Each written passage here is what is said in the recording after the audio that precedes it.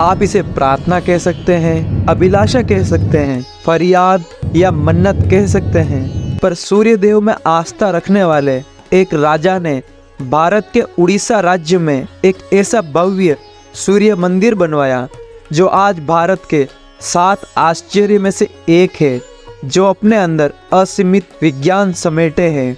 श्री भारतवर्ष, जिसे कभी दुनिया विश्व गुरु के नाम से जानती थी, उसी भारतवर्ष में एक महत्वपूर्ण राज्य है उड़ीसा।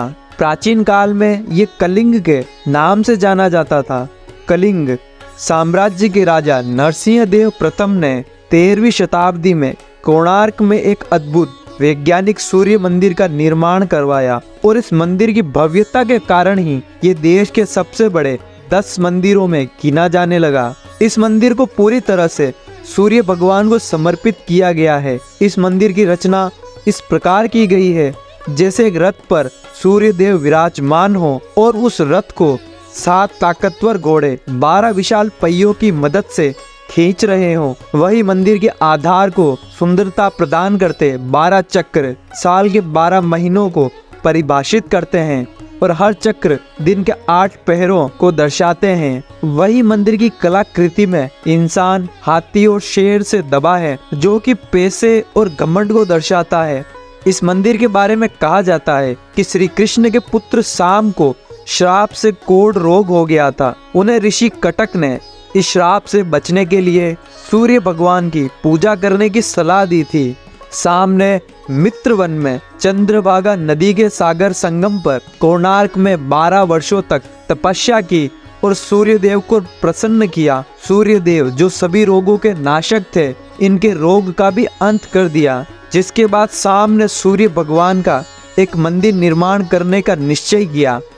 चंद्रभागा नदी में स्नान करते हुए उन्हें सूर्य देवता की मूर्ति मिली। यह मूर्ति सूर्य देव के शरीर के ही भाग से देव शिल्पी श्री विश्वकर्मा ने बनाई थी। सामने मित्रवन में एक मंदिर में इस मूर्ति को स्थापित किया और तब से स्थान पवित्र माना जाता है। कोणार्क के बारे में यह भी कहा जाता है कि यहाँ आज भी नर्तकियों की आत्माएं आती है। इस मंदिर का निर्माण एक सैंडविच के तौर पर किया गया है, जिसके बीच में लोहे के प्लेट थे जिस पर मंदिर के पिलर रुके हुए थे। ऐसा भी कहा जाता है कि इस मंदिर के ऊपर एक 52 टन का चुंबक रखा हुआ था, जो कि इन खंभों से संतुलित था।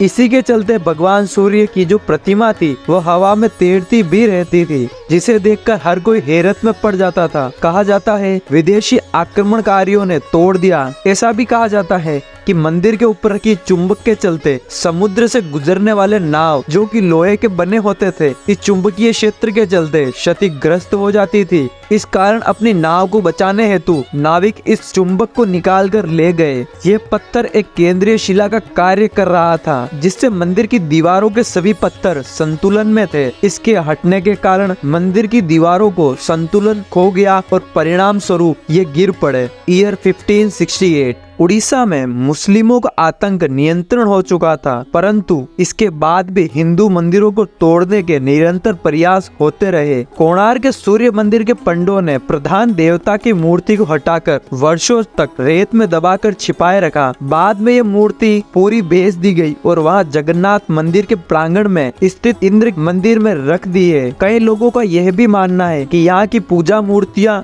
अभी भी खोजी जानी बाकी है, लेकिन कई लोगों का यह भी कहना है कि सूर्य देव की मूर्ति जो न्यू दिल्ली के राष्ट्रीय संग्रहालय में रखी है, वही कोणार्क की प्रधान मूर्ति है। फिर भी कोणार्क मंदिर में सूर्य वंदना मंदिर से मूर्ति हटाने के बाद से बंद हो गई। इसी कारण कोणार्क में तीर्थ यात्रियों का आना जाना बंद हो गया। कोणार्क सूर्य मंदिर के सामने ही वाणिज्य गतिविधियों का एक कीर्तिमान नगर था, परंतु इन गतिविधियों के बंद हो जाने के कारण ये एकदम से वीरान हो गया और कई सालों तक रेत और जंगलों से ढका रहा। फिर बाद में इस मंदिर को खोजा गया, लेकिन इसके कई हिस्से बहुत ही बुरी हालत में पाए गए। फिर बाद में ऐसा कहा जाता है कि कई आक्रमणकारों और नेचुरल डिजास्टर के कारण जब मंदिर खराब होने लगा तो 1901 में उस वक्त गवर्नर जॉर्ज ने जगमोहन मंडप, जो कि इस मंदिर का प्रधान मंडप है, उसके चारों दरवाजों पर दीवार उठा दी और इसे पूरी तरीके से रेत से भर दिया ताकि यह सलामत रहे और इस पर किसी डिजास्टर का प्रभाव ना पड़े। इस काम में तकरीबन 3 साल लगे और 1903 में